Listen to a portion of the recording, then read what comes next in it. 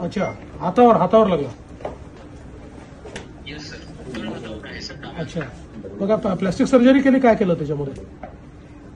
हो sir, plastic surgery केली, पण केली सर, काही नर्व्स वगैरे डॅमेज झाल्या नाही. चला, व्हेरी गुड. ठीक आहे, तुम्ही चांगलं तिथे समोर गेलात आणि सगळ्यांचा सामना केला, त्याबद्दल तुमचं अभिनंदन आहे.